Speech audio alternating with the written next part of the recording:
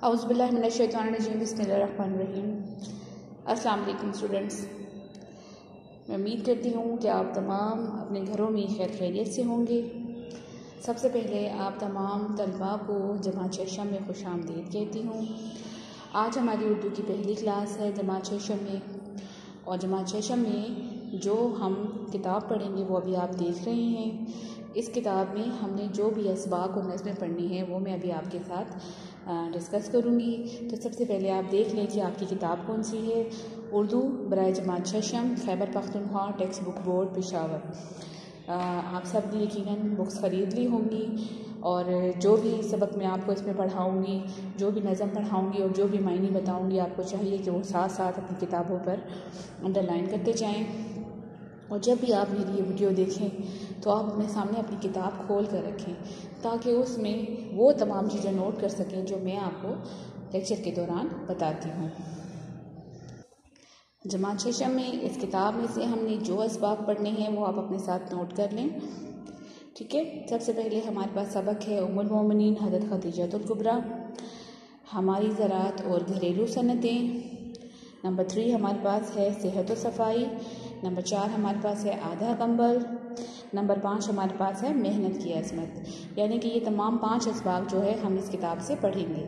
اس کے علاوہ حصہ نظم میں ہمارے پاس نظمیں ہیں حمد اور تھوڑا تھوڑا بہت، کہ یہ دونوں نظمیں بھی ہم نے پڑھنی ہیں۔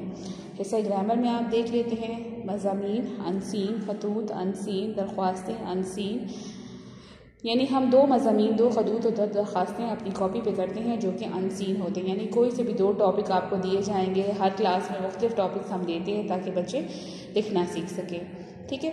کہانیوں کے نتائج ہمیں دیے گئے ہیں اور ان نتائج کے مطابق ہم کہانیاں لکھیں گے۔ تو ہمارے پاس نتائج ہیں جیسا کرو گے ویسا بھرو گے، ایمانداری بہترین حکمت عملی ہے۔ اس کے علاوہ ہمارے پاس واحد جمع ہیں 15 الفاظ، جمع کے واحد 15، مذکر مؤنث 15، مؤنث مذکر 15 الفاظ۔ الفاظ متضاد 30 ورڈز ہیں، 30 الفاظ۔ الفاظ مترادف بھی 30 ہیں۔ سابقے لاحقے 10 اور 10 ہیں، یعنی 10 سابقے ہیں اور 10 لاحقے کی علامات ہمیں دی گئی ہیں اور ہم نے ان سے سابقے لاحقے بنانے ہیں۔ غلط درست فکرات ہمارے پاس 15 ہیں، حروف کے جملے 10، محاورات کے جملے 10۔ اس کے علاوہ ہمارے پاس یہ تعریفیں ہیں۔ آپ کو معلوم ہے کہ ہم تعریفوں سے متعلق مشقیں کرتے ہوتے ہیں، اس کے متعلق سرگرمیاں کرتے ہوتے ہیں، تو ہم نے یہ تمام کورس جو ہے اس سال میں کمپلیٹ کرنا ہے اس سیشن میں۔ وہ تعریفیں ہمارے پاس ہیں سابقے اور لاحقے کی تعریف، محاورے کی تعریف، متشابہ کی تعریف، قافیہ کی تعریف، حروف فجائیہ، حروف استفہامیہ کی تعریف۔ یہ تمام تعریفیں بما مثال ہم کرتے ہیں اور ان کے ساتھ ہم ان کی سرگرمیاں بھی کرتے ہیں۔ یعنی یہ وہ تھا کورس کنٹینٹ، وہ تمام چیزیں جو ہم نے جماعت چشم میں کرنی ہیں۔ تو پیارے بچوں، جب بھی ہم کسی نئے کام کا آغاز کرتے ہیں تو ہم اللہ تعالیٰ کے نام سے شروع کرتے ہیں۔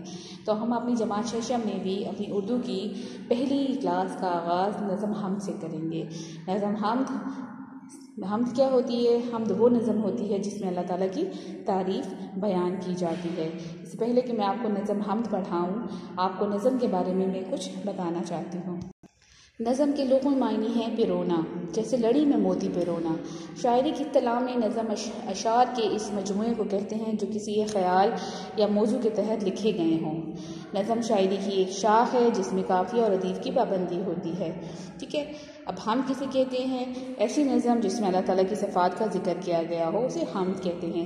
یعنی نظم، صرف نظم سے مراد ایک موتیوں کی لڑی ہے جس میں ہر ایک شعر جو ہے وہ موتی کی طرح پرویا جاتا ہے، اور پوری کی پوری نظم صرف ایک ہی احساس یا خیال کو ظاہر کرتی ہے۔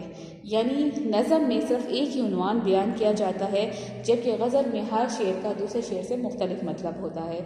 کلاس سیشن میں آپ نظم حمد اور نعت پڑھتے ہیں، ٹھیک ہے، اور یہ آپ کے پاس 2 اقسام ہیں۔ اس کے علاوہ نظم میں قافیہ اور ردیف کی پابندی کی جاتی ہے۔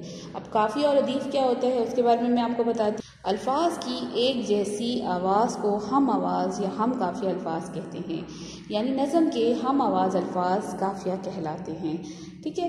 اور ردیف کیا ہوتے ہیں؟ وہ لفظ جو مصرعے کے آخر میں بار بار آئے ردیف کہلاتا ہے، یعنی شعر کے آخر میں وہ الفاظ جو جوں کا توں دہرا دیا جائے وہ ردیف کہلاتا ہے۔ نظم میں آپ کو بتاتی ہوں کہ قافیہ کیا ہے۔ اور جیسے یہ نظم ہے، اس میں لفظ ہے تیری خوشبو ہے لالا زاروں میں، تیرے انوار چاند تاروں میں۔ یہ لالا زاروں اور تاروں یہ قافیہ الفاظ ہو گئے، کیونکہ یہ ہم آواز ہے۔ اور شعر کے آخر میں اور میں ایسے الفاظ ہیں جو بار بار دہرائے جا رہے ہیں، تو یہ ردیف ہیں، ٹھیک ہے، یہ ردیف ہیں۔ اور جو ہم آواز الفاظ ہوں گے وہ قافیہ الفاظ کہلاتے ہیں۔ اس کے علاوہ میں آپ کو یہ بتا دوں کہ نظم کا جو پہلا شعر ہوتا ہے وہ مطلع کہلاتا ہے، مطلع کہلاتا ہے، ٹھیک ہے۔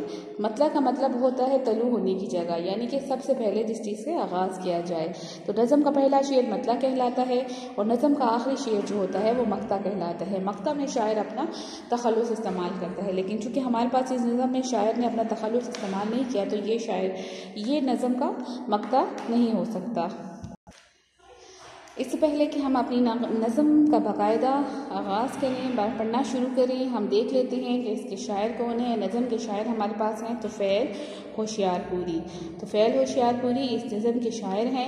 ہم سب سے پہلے ان شاعر کے بارے میں جان لیتے ہیں۔ تصویر میں آپ کو طفیل ہوشیار پوری نظر آ رہے ہیں، یہ اس نظم کے شاعر ہیں، اور ان کا جو اصل نام تھا وہ محمد طفیل تھا۔ چونکہ یہ ہوشیار پور میں پیدا ہوئے اس لیے ان کو طفیل ہوشیار پوری کہا جاتا ہے، اور یہی ان کا ادبی نام بھی ہے۔ آپ کی تاریخ پیدائش 14 جولائی 1914 ہے، اور جائے پیدائش یعنی ضلع ہوشیار پور مشرقی پنجاب، مطلب مشرقی پنجاب میں آپ ضلع ہوشیار پور میں پیدا ہوئے تقسیم ہند کے بعد یعنی کہ جب پاکستان بن گیا اور پاکستان اور ہندوستان الگ الگ دو ممالک بن گئے تو طفیل ہوشیار پوری لاہور میں رہنے لگے۔ تاریخ وفات 4 جنوری 1993، یعنی 4 جنوری 1993 کو آپ وفات پا گئے۔ نظم ہم پڑھنے سے پہلے میں آپ کے ساتھ اس کے کچھ مشکل الفاظ کے معنی ہیں وہ ڈسکس کر لوں گی، تاکہ جب ہم نظم پڑھیں تو آپ کو ان کے معنی آتے ہوں۔ لالا زارو کہتے ہیں چمن کو، گلستان کو۔ انوار نور کی جمع یعنی روشنی۔ حسن کہتے ہیں خوبصورتی کو، نقرئی روشن چمکتا ہوا یعنی چاندی کی طرح چمکتا ہوا، گلے تر تازہ پھول، جلوہ نظارہ، وسیلہ ذریعہ۔ طیور طائر کی جمع ہے جس کا مطلب ہے پرندے۔ سبزہ زاروں کا مطلب بھی چمن یا گلستان یا پھر کوئی ایسی جگہ جہاں دور دور تک سبزہ ہو۔ مرغزاروں بھی اس سے مراد بھی چمن یا باغ ہے۔ لالا زاروں، سبزہ زاروں، برغزاروں ایک ہی معنی میں استعمال ہوتا ہے۔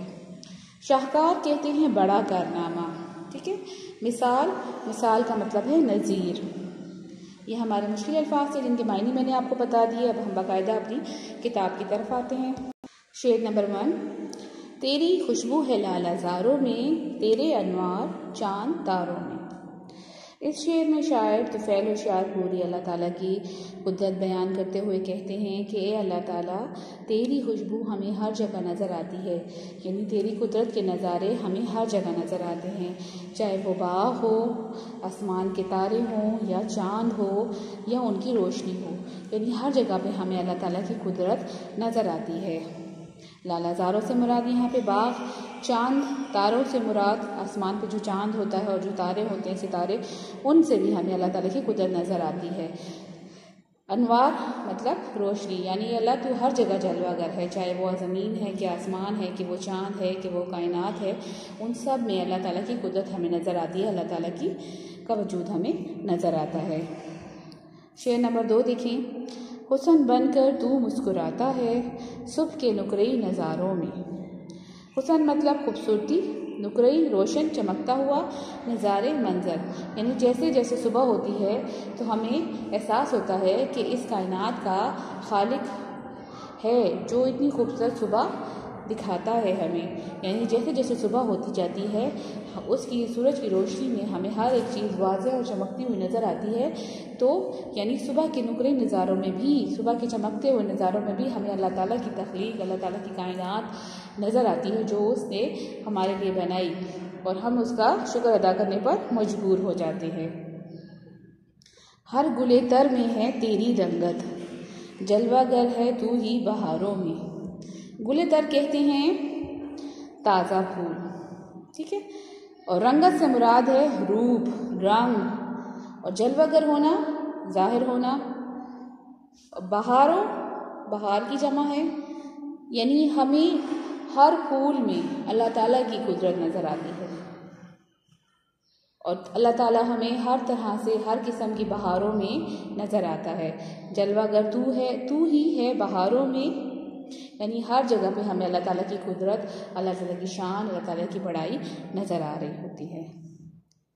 تو وسیلہ ہے سب وسیلوں کا، تو سہارا ہے سب سہاروں کا، یعنی اللہ تعالیٰ ہی ہمارا خالق ہے، ہمارا مالک ہے، ٹھیک ہے، ہمارا رازق ہے، ہمیں رزق دینے والی ذات خدا کی ہے، ہمیں پیدا کرنے والی ذات خدا کی ہے، اس لیے وہ تمام وسیلوں کا وسیلہ ہے، تمام ذریعوں کا ذریعہ ہے، یعنی وہ ہمارا سب سے بڑا سہارا ہے۔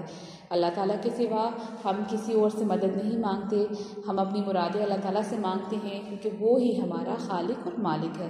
اس لیے کہا جاتا ہے کہ اللہ تعالیٰ جو ہے وہ تمام سہاروں کا سہارا ہے اور تمام وسیلوں کا وسیلہ ہے۔ ہمیں اللہ سے ہی لو لگانی چاہیے، اسی سے رجوع کرنا چاہیے، اسی سے مانگنا چاہیے۔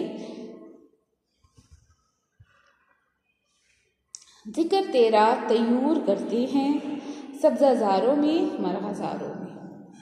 طیور سے مراد ہے پرندے، طائر کی جمع۔ سبزہ زاروں مطلب باغ، مرغزاروں چمن جہاں پہ دور دور تک سبزہ ہو، یعنی صرف انسان ہی نہیں، پرندے بھی، یعنی تمام مخلوق اللہ تعالیٰ کی، چرند پرند، انسان، حیوان، سب اللہ تعالیٰ کا ذکر کرتے ہیں، چاہے وہ جہاں پر بھی موجود ہوں، چاہے وہ سبزہ زاروں میں ہوں، پہاڑوں میں ہوں، یا مرغزاروں میں ہوں، چاہے وہ اپنے گھروں میں ہوں، مطلب ہم اللہ تعالیٰ کا ذکر ہر جگہ پر کرتے ہیں، اللہ تعالیٰ کی وحدانیت بیان کرتے ہیں، اللہ تعالیٰ کی بڑائی بیان کرتے ہیں۔ آپ اپنی مثال ہر شاہکار، اے خدا تیرے شاہکاروں میں، یعنی اے اللہ تیری کوئی بھی چیز کسی سے کم نہیں، یعنی کائنات میں موجود ہر چیز اپنی مثال آپ ہے، یعنی وہ تیرے شاہکاروں میں ایک بڑا شاہکار ہے، چاہے وہ دن رات کی تخلیق ہے، چاہے وہ موسموں کا بدلنا ہے، چاہے وہ چاند تاروں کی تخلیق ہے، یا وہ انسان اور حیوان کا پیدا کرنا ہے، تمام شاہکار اللہ تعالیٰ کے ہیں، جس سے ہم انکار نہیں کر سکتے۔ یعنی اس نظم میں جو شاعر ہیں انہوں نے اللہ تعالیٰ کی وحدانیت بیان کی ہے، اللہ تعالیٰ کی صفات بیان کی ہے۔ اس نظم کے جو مشکل الفاظ تھے وہ میں نے آپ کو بتا دیے، اس کی نثر بھی میں نے بتا دی، امید کرتی ہوں آپ کو اچھے طریقے سے سمجھ آ گئی ہوگی۔ اور یہاں پہ میں آپ کو مرغزار اور سبزہ زار اور کی ایک تصویر دکھا رہی ہوں، یہ آپ دیکھ سکتے ہیں کہ یہ سب اللہ تعالیٰ کی قدرت ہے کہ دریاؤں میں پانی جاری ہے، یا سرسبزہ ہے، یا آسمان پر چرند پرند اڑتے ہوئے آپ کو نظر آ رہے ہوں گے، آسمان پر دھنک کا نمودار ہونا، یہ سب اللہ تعالیٰ کے شاہکار ہیں، جس کی کوئی مثال نہیں بنتی۔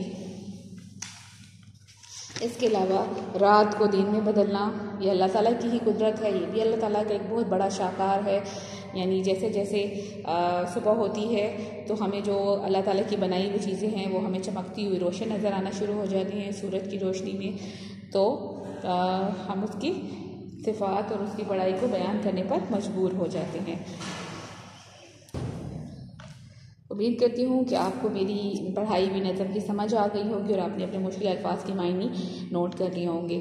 اب آپ نے کرنا یہ ہے کہ آپ نے اپنی کتاب کھول کر اس کو باقاعدہ اس کی پڑھائی کرنی ہے، آپ کو ایک ایک لفظ پڑھنا آتا ہو اور اس کے الفاظ کے معنی آپ رف کاپی پہ لکھ کر یاد کر سکتے ہیں، اور اس کو آپ رف کاپی پہ خشک خط لکھیں۔ آپ نے لکھنا نہیں چھوڑنا، کیونکہ اگر آپ لکھنا چھوڑ دیتے ہیں تو آپ کی لکھائی خراب ہو جاتی ہے، تو آپ نے یہ نظم اپنی رف کاپی پہ خشک خط لکھنی ہے، اس کے معنی لکھنے ہیں اور اس کی پڑھائی اچھے طریقے سے کرنی ہے۔